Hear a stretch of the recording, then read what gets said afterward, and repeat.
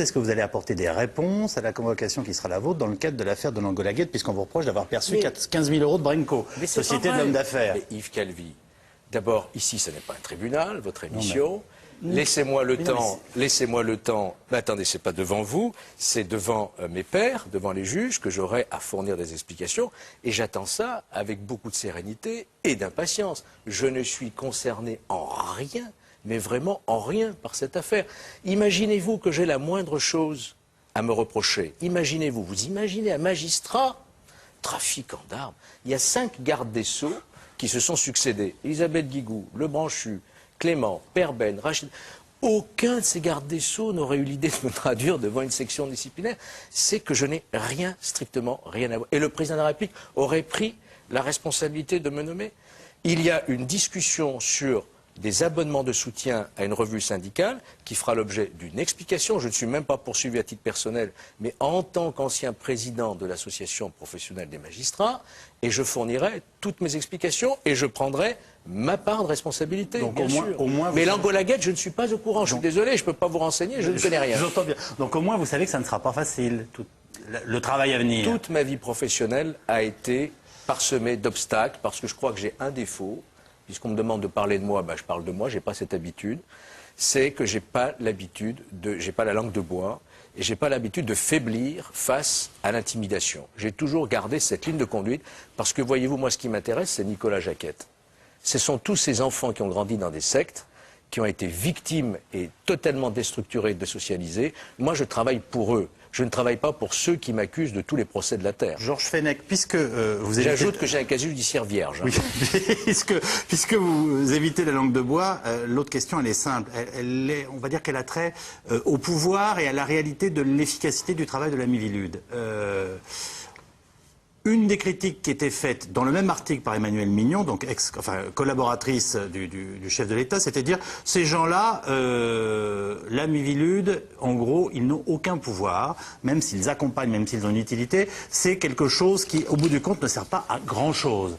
D'où la question SMS que je vous avais pas encore posée, et qui était, il a été dit que la Miviludes ne menait pas d'enquête, mais compilait les informations reçues. Qu'en est-il aujourd'hui? Voilà, est-ce que vous pouvez répondre à ma question, qui est aussi celle d'un téléspectateur?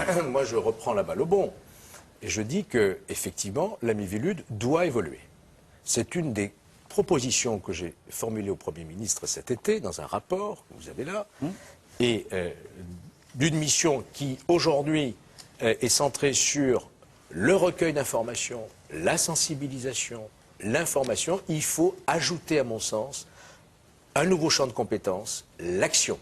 Il faut passer à une Miviludes plus opérationnelle, plus décisionnelle auprès des enquêteurs. Ça se discute avant d'accepter une nomination. Est-ce que vous avez l'impression d'avoir des assurances venant du Premier ministre et du chef de l'État en la matière? Franchement, je sais que ce rapport a été bien reçu, et si je m'exprime devant vous comme ça publiquement, c'est que je crois que c'est dans ce sens que les choses vont évoluer, et je défendrai cette idée dès le mois prochain devant le Premier ministre pour obtenir les moyens de créer ces cellules d'intervention qui viendront déceler l'emprise sectaire. Quand vous parlez de cellules d'intervention, je me permets d'employer un terme plus simple, ça veut dire quoi? Une police anti-secte, un stade ou un autre? Non, attention, nous avons une justice, nous avons des services d'enquête, il ne faut pas évidemment bousculer tout cela.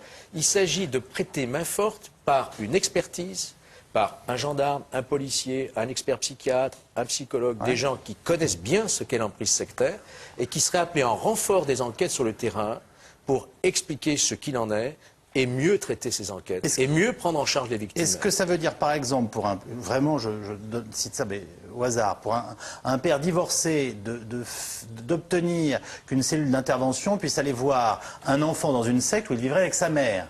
Pourquoi pas? Donc voilà, je prends... Pourquoi pas? Pourquoi pas? Moi, je crois qu'on peut parfaitement imaginer que cette cellule puisse être consultée par un juge aux affaires familiales qui dit, moi, je me retrouve face à un problème d'ordre communautaire et sectaire, je demande votre appui. On l'a déjà fait à 2 reprises. Je ne pars pas de rien. Il y a déjà eu 2 expériences pilotes, une à Nantes dans l'affaire de Néophare, l'autre à Lisieux qui est en cours d'instruction, et ça a donné des résultats remarquables. Qu'est-ce que vous en pensez, Nicolas Jacquette, vous aussi à la lumière de votre expérience, cette notion de cellule d'intervention? Moi, je pense qu'elle est très intéressante. Parce qu'on n'est pas dans un combat, on est dans une défense des libertés fondamentales, dans une défense des droits de l'être humain à être libre de penser et de s'exprimer. Et tous ces mouvements s'attachent à empêcher leurs adeptes d'y parvenir. Cette cellule, jusqu'à maintenant, a fait un gros travail de récolte d'informations. J'aurais presque tendance à penser que le président Roulet a préparé l'avenue de M. Fenech pour qu'on puisse arriver à une nouvelle version de la Miviludes. On a besoin d'interventions précises. À l'heure actuelle, la Miviludes a toujours été une très bonne conseillère lorsqu'il y avait des affaires, mais elle ne pouvait pas agir directement. Non. Et c'était un vrai problème qu'on a souvent posé en tant qu'association, en tant que victime, en disant la Miviludes, elle est là à nos côtés, c'est formidable tout ce qu'il nous apporte comme soutien et comme assurance, mais on aimerait bien qu'elle puisse saisir certaines juridictions, qu'elle puisse faire remonter les informations plus au niveau du gouvernement.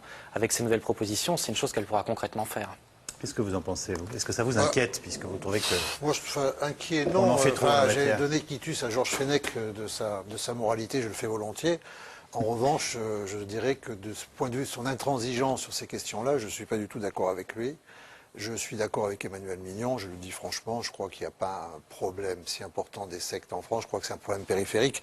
Je crois qu'il y a un problème de représentation du phénomène sectaire dans l'inconscient français, parce qu'en France, on est républicain, on est catholique, on appartient à l'une ou l'autre église, et dans les deux cas, on a du mal à voir la pluralité religieuse. Je pense que vous avez Vous aucune voulez nous garantie. dire quoi, là, qu'on est un pays de fachos vis-à-vis des sectes? Non, je Parce que pense c'est le fond de qu'on est votre un pensée, pays... exprimez-le, parce que ça... On est Je veux un- bien vous entendre argumenter. On est un pays en mutation d'un point de vue religieux. On ne sait pas ce que c'est qu'une secte, on ne sait pas ce que c'est qu'une religion. On a du mal à distinguer les deux. Et je ne sais pas au nom de quel principe philosophique on va mener quelle action sur des champs qui relèvent soit du domaine du droit commun, parce qu'il y a des crimes, des abus, etc., soit du domaine de la liberté de conscience. Et j'avoue que je suis toujours un peu inquiet de voir au nom de quel principe on va réglementer la liberté de conscience. Vous le savez très bien, aux États-Unis, cette mission interministérielle, aux États-Unis, ce n'est pas tout dans la vie, etc., évidemment, mais est jugée assez liberticide, dans d'autres pays d'Europe aussi. Surtout On depuis comprend- que Dieu est américain, remarquez. Voilà, absolument. On comprend mal tout ça à l'extérieur. Il y a effectivement une espèce de laïcité intransigeante qui préfère tout de même un certain type d'humanité, l'humanité rationnelle sortie des Lumières. Attendez, la laïcité, elle n'est pas intransigeante, elle est laïque ou elle n'est pas. Vous comprenez ce que je veux dire? Elle Parce que peut les être- espèces de degrés dans la laïcité, ça c'est purement du jus de crâne politique, non? Je crois pas. politique, en fait. Je crois Oui. pas. Je crois pas parce que. Un jus de crâne politique. Je crois pas parce qu'elle a été intransigeante avant d'être neutre, on va dire, n'est-ce pas? Elle le fut. Elle a foutu des curés dehors lorsqu'il y avait la guerre entre les deux France. Mais aujourd'hui, on a une France explosée. Et dans cette France explosée, on veut mettre de la réglementation parce qu'on aime bien, au fond, le rationalisme. J'aimerais juste savoir, Ça marche pas. en citant 2 points, être sûr d'avoir bien compris votre point de vue. Vous nous dites, 1, la question des sectes en France, c'est pas aussi important que ça, faut arrêter, le pays n'est pas déstabilisé, si je vous comprends bien, c'est-à-dire que vous évaluez le danger sectaire plutôt en le minorant. Et il y a des gens qui souffrent. Il y a de la souffrance exploitée. Il y a des organes, d'ailleurs, pour traiter cela, des organes de répression quand on touche au droit commun. D'accord, non, mais- Mais enfin, on est un pays quand même qui, jusqu'à aujourd'hui, ne s'est pas largement converti à des groupes sectaires. Il n'y a pas de secte dominante en Donc on France. a c'est bien pas compris vrai. que vous étiez d'accord pour éventuellement aller vous taper la cloche avec Tom Cruise. Mais cette chose étant dite, C'est pas le cinéma, c'est pas le cinéma que je préfère et je travaille pas à Bercy. la cloche orthodoxe.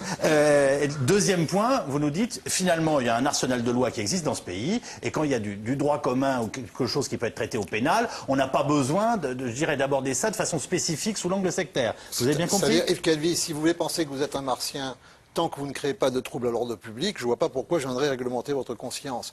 Le problème, c'est que je pense réellement qu'aujourd'hui, en raison de ces courants forts qui agitent la société française, on est très inquiet sur notre identité. Notre ami le disait tout à l'heure, avec un côté, il a certainement souffert, et sa souffrance est respectable, mais avec un côté un peu porte-parole improvisé de la mission interministérielle de Bah Georges oui, il trouve Fenech. ça utile vu ce qu'il a Voilà. vécu. Vous voyez, Il dit c'est un problème de défense des libertés. Faites attention, faut faire attention, Georges Fenech, qu'à trop vouloir défendre la liberté, on ne finisse pas par l'asphyxier. Caroline Forest voulait réagir parce que je vois que ça fait un petit moment qu'elle est un peu surprise parce que vous êtes en train de nous dire. Et ensuite, on découvre le premier reportage qui sera consacré aux affaires en cours de la Pas scientologie. totalement surprise, parce que je connais Oui, déjà vous M. connaissez le Colosimo, personnage. donc non, il vient de tenir un discours qui est très très représentatif d'une vraie tendance qui existe à la fois au sein du monde de la recherche et au sein du monde politique aujourd'hui, et beaucoup dans l'entourage de Nicolas Sarkozy, qui vise à essayer de faire passer la laïcité actuelle telle qu'on la connaît en France, qui est une laïcité effectivement exigeante, je dirais pas intransigeante, vous n'avez pas dit intégriste, vous avez déjà été très sage, à une laïcité plus anglo-saxonne, sur le modèle américain, qui effectivement, là, n'est pas du tout dans la vigilance ou dans la résistance vis-à-vis de toute instrumentalisation ou sectaire ou intégriste, mais au contraire accompagne la confessionnalisation et le religieux.